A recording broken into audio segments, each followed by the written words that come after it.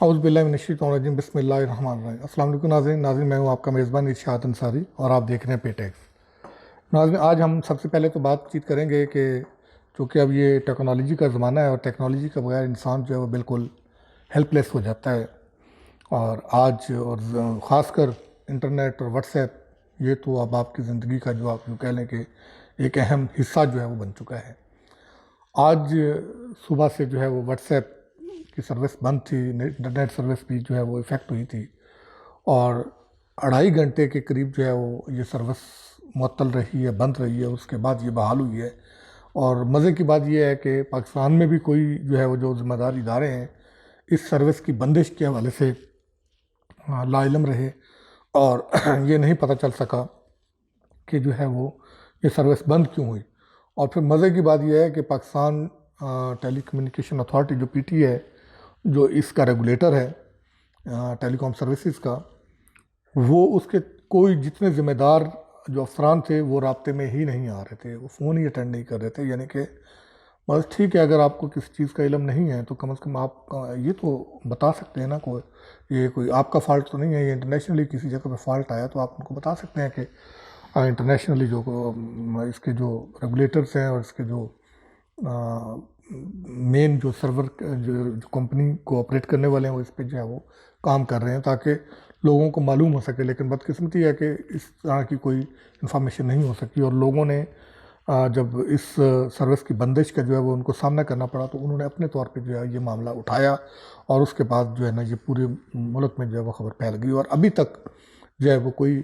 PTA की तरफ से या किसी ज़िम्मेदार अथॉरिटी की तरफ से कोई अभी तक मौक़िफ़ नहीं सामने आ सका। अलबत्ता 2.5 घंटे की बंदिश के बाद जो है वो सर्विस बहाल होना शुरू हो गई और कुछ चीज़ें बेहतर होना शुरू हो गई। अब इसमें दो चीज़ें, हम एक तो आपको ये कहना चाह रहे हैं कि अगर व्हाट्सएप सर्विस अगर बंद हो जाए तो फिर आप क्या कर सकते हैं कि व्हाट्सएप के अल्टरनेट के तौर पे जो ऐप्स हैं उनके बारे में हम आपको थोड़ा सा बता सकते हैं कि टेलीग्राम है, आप उसको अल्टरनेट के तौर पे यूज़ कर सकते हैं। इसी तरह अगर सिग्नल की प्रॉब्लम हो, फेसबुक मैसेंजर है, स्काइप है, वाइबर है, गूगल चैट है, आई मैसेज है, स्लैक है, ये वो सर्विसेज हैं जिनको आप अल्टरनेट के तौर पे जो है वो इस्तेमाल कर सकते हैं कि अगर इस तरह का मामला हो। और दूसरी जो चीज़ हम आज आपसे डिस्कस करेंगे वो ये करेंगे कि जो टेलीकॉम कंपनी हैं, टेलीकॉम ऑपरेटर्स हैं, उनकी जो है वो बड़े पैमाने पर जो है वो नादहिंदगी सामने आई है। वो ये कंपनियां, टेलीकॉम कंपनियां, इनके 39 करोड़ 33 लाख रुपए से ज़्यादा की जो है वो वाजबात हैं और ये जो कंपनियां हैं ये पीटीए की जो सालाना रेगुलेटरी फ़ीस है वो भी जो है वो अदा नहीं कर पाई हैं और इसमें इस हवाले से बाकायदा तौर पे ऑडिट रिपोर्ट आई है जिसमें ये सारी चीज़ें गई हैं और उसमें जो टेलीकॉम कंपनियों का मौक़िफ़ है उनका ये कहना है कि वो इस मामले को जो है वो लेके अदालत में गई हुई हैं और अदालती हुक्म इम्तनाई की वजह से जो है ना वो ये मामला जो है वो रुका हुआ है। और पीटीए का भी यही कहना है कि चूँकि अदालती हुक्म इम्तनाई है तो इसलिए जो है हम ये रिकवरी नहीं कर पाते। तो ये पीटीए की ज़िम्मेदारी है कि वो इस केस की पैरवी करे। अगर हुक्म इम्तनाई जारी हुआ हुआ है या कोई मामला है तो उसकी पैरवी करके हुक्म इम्तनाई ख़त्म करवाएं या इस केस को किसी साइड पे लगाएं ताकि वो रिकवरी हो सके। यही हमारा अलमिया है कि ये एफबीआर के मामलात हों या सीसीपी के मामलात हों या एससीसीपी के मामलात हों या फिर इस तरह टेलीकम्युनिकेशन अथॉरिटी के मामलात हों, इनके इस तरह के मामलात जो है वो लिटिगेशन में फंसे रहते हैं और साल हर साल तक फंसे रहते हैं। यही हाल जो है वो फेडरल बोर्ड ऑफ रेवेन्यू का है, उसके तो इससे कहीं ज़्यादा जो है वो 3000 अरब के लगभग जो है वो उनके अमाउंट जो है वो रेवेन्यू फंसा हुआ है इस तरह के केसेस में, लेकिन वो भी कुछ नहीं हो रहा। वो सारी कोशिशें होती हैं लेकिन ऑल्टरनेट डिस्प्यूट रेजोल्यूशन जो उनका सलूशन है वो भी उन्होंने कोशिश की है, उससे भी जो है वो कोई बहुत ज़्यादा रिकवरी नहीं हो सकी। अब जो है वो ये पीटीए का मामला सामने आया है। पीटीए को अब ये कहा गया है कि वो ऑडिट के जो केसेस हैं इसको रिवाइज़ करे, आउट ऑफ कोर्ट जो है वो सेटल करने की कोशिश करे ताकि इनसे जो है वो वाजबात जो है वो रिकवर हो सकें। असल मामला वाजबात की रिकवरी का है। और तीसरी जो इशू हम आपसे डिस्कस करेंगे कि वो ये है कि एक पाकिस्तान मुस्लिम लीग नून के जो अहम वज़ीर हैं, वो वज़ीर कानून, उन्होंने जो है उनका इस्तीफ़ा गुज़श्ता रात जो है वो सामने आया है। आज़म नज़ीर तारड़ साहब, उन्होंने अगरचे जो सदर ममलिकत को अपना इस्तीफ़ा भिजवाया उसमें तो उन्होंने अपना जो इस्तीफ़े की जो वजह है वो ज़ाती वजूहात जो है वो उसको करार दिया, लेकिन जो हमारे ज़राए हैं वो ये बताते हैं कि ये ज़ाती वजूहात नहीं है, इसमें दो एंगल्स चल रहे हैं। और जो आज़म नज़ीर तारड़ के हवाले से जो एंगल चल रहा है वो ये चल रहा है कि आज़म नज़ीर तारड़ जो है वो जुडिशल कमीशन का जो इजलास हुआ है कल, उसमें जो मतलब जजेस के नाम जो जिन पे इत्तेफाक होना था उसमें उनके हवाले से जो मौक़िफ़ आ रहा है वो ये है कि कुछ जूनियर जजेस थे, वो उनके जो है वो सुप्रीम कोर्ट में तैनाती की सिफारिश के बुनियादी तौर पे जो है और ज़ाती तौर पर ख़िलाफ़ थे। लेकिन चूँकि ये पार्टी पॉलिसी थी, यानी कि उनका ये ख्याल था कि पाकिस्तान मुस्लिम लीग नून और इत्तेहादी हुकूमत की जो पॉलिसी थी कि उन्होंने जो है वो उन जजेस को रिकमेंड करना था, उनको जो है वो सपोर्ट करना था, उनकी हमायत करनी थी, उनके हक़ में वोट देना था। तो इसलिए उन्होंने पार्टी पॉलिसी को टो करते हुए उनको वोट दिया और उनकी जो है वो तकर्री के लिए जुडिशल जो जजेस तकर्री कमेटी है उनके लिए जो है वो उसके नाम रिकमेंड किए। और लेकिन चूँकि मेरा ज़मीर इस बात पे वो जो है वो नहीं था, तो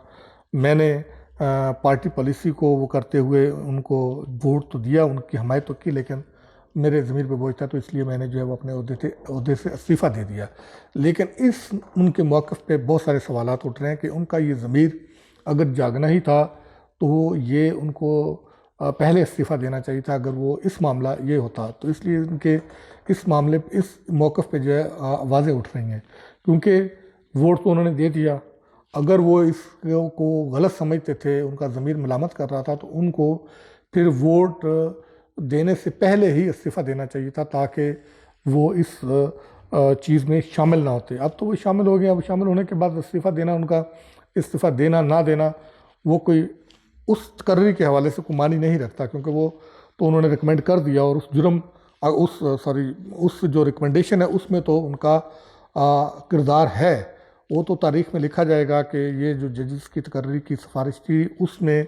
आज़म नज़ीर तारिड़ का उनके हक़ में वोट था। अब वो जो भी कहें, लेकिन उससे वो राह फ़रार इख्तियार नहीं कर सकते। यही वजह है कि कुछ लोगों का ख्याल है कि उनके इस्तीफ़े की असल वजह ये नहीं है, बल्कि असल वजह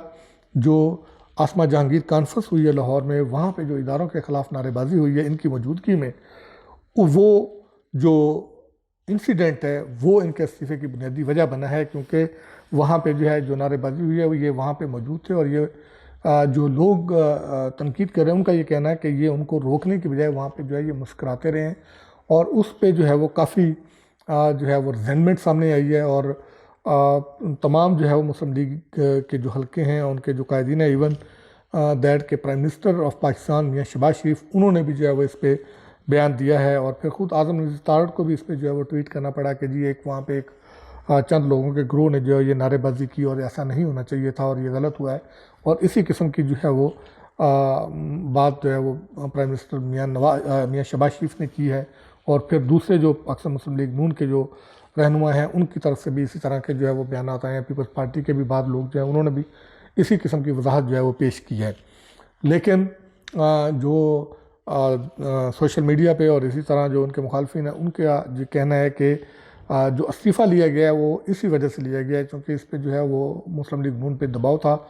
और मुस्लिम लीग नून पे तनकीद भी हो रही थी और मुख्तलिफ कुफ्तों की तरफ से भी जो है मुस्लिम लीग नून पे सवालात उठाए जा रहे थे और उन पर जो है ना वो बातचीत हो रही थी। तो जिस वजह से पाकिस्तान मुस्लिम लीग नून की जो क़यादत है उन्होंने उनसे जो है ना ये इस्तीफ़ा लिया है। ये लाहौर के वाक़े की वजह से जो है वो उनसे इस्तीफ़ा लिया है। अब देखना ये है कि अब आगे क्या होता है, क्योंकि जो नाम तो रिकमेंड हो चुके हैं, अब जजेस तकर्री की जो पार्लियामेंट्री कमेटी है अब उसके पास ये नाम जाएंगे, वो जो है हतमी इसकी जो है वो फैसला करेगी, मंजूरी देगी। लेकिन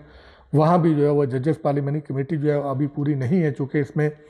जो पाकिस्तान तहरीक इंसाफ के अली मोहम्मद ख़ान थे वो इसके मेंबर थे, उनका इस्तीफ़ा मंजूर हो चुका है, वो अब इस कमेटी से निकल चुके हैं। तो लिहाजा कमेटी को तश्कील नो इसकी करनी पड़ेगी। अब कमेटी तश्कील नो हो पाएगी इसकी, उसके बाद फिर वहाँ पे ये नाम आएंगे तो फिर ये सामने आएगा कि क्या जजेस जो रिकमेंड किए थे नाम जुडिशल कमीशन में ने वो जो है वो मंजूर हो पाते हैं या नहीं हो पाते। कुछ हलकों का ख्याल ये है कि अगर इस्लामाबाद हाई कोर्ट के चीफ जस्टिस अतर मिनल्ला जो है वो सुप्रीम कोर्ट में चले जाते हैं तो उसमें पाकिस्तान तहरीक इंसाफ के सरबराह इमरान खान का जो केस है, जो इलेक्शन कमीशन के फैसले के ख़िलाफ़ उन्होंने इस्तदा की हुई है, उसको जो है वो मुअत्तल करने की या उसको जो है वो नॉन वैलिड करार देने की वो जो है वो लटक सकती है। इसलिए पाकिस्तान तहरीक इंसाफ की कोशिश है और वो ये चाहती है कि अतर मिनल्ला के होते हुए जो है उनका केस हाई कोर्ट में सुना जाए और उसका जो है वो उनके होते हुए जो है फैसला जो है वो किया जाए। अब ये आने वाला वक्त बताएगा कि क्या होने जा रहा है, लेकिन चूँकि इतना जल्दी जो है वो उनकी तकरीर नहीं होगी, उसका एक कानूनी प्रोसीजर होता है, प्रोसेस होता है। उस प्रोसेस को भी अगर बहुत ही जल्दी भी की जाए तो कम से कम 1 हफ्ता 1.5 हफ्ता तो लग जाएगा। तो लिहाजा चीफ जस्टिस तो वो रहेंगे और ये उनकी सवाबदीद पे है कि अगर वो चाहें तो वो अपने जो केस उनके पास हैं तो वो उनकी समाज जो है वो जारी रख सकते हैं। तो अब ये आने वाले वक्तों में पता चलेगा कि क्या होने जा रहा है। बहरहाल ये ज़रूर है कि जिस बुनियाद पे इस्लामाबाद हाई कोर्ट ने 3 दिन के लिए जो है वो पाकिस्तान तहरीक इंसाफ का जो केस है उसकी समाअत जो है वो मुलतवी की थी, अब वो वजह जो है वो दूर हो गई है और इलेक्शन कमीशन ने तफसीली फ़ैसला जारी कर दिया है। यकीनी तौर पे जो PTI ने उसकी तस्दीक शुदा कॉपी ले ली होगी और अब वो तस्दीक शुदा कॉपी जो है वो अदालत में भी पेश कर देगी। अब ये देखना होगा कि क्या पाकिस्तान तहरीक इंसाफ जो है वो दोबारा से कोई जो है वो दरख्वास्त देती है आज में या कल में कि जी 3 दिन की बजाय जो है वो अभी जो है वो समाअत शुरू की जाए, क्योंकि जो है वो फ़ैसला तफसीली उसकी तस्दीक शुदा कॉपी आ गई है। अब ये 1-2 दिन में सामने आ जाएगा, वरना 2 दिन बाद तो वैसे ही जो है वो केस की समाअत होगी और उसमें चीज़ें सामने आ जाएंगी कि अदालत जो है वो क्या इस बारे में जो है वो अपना कोई ऑर्डर जारी करती है या इस अदालत में इस केस में जो है वो क्या पेशरफ्त होती है।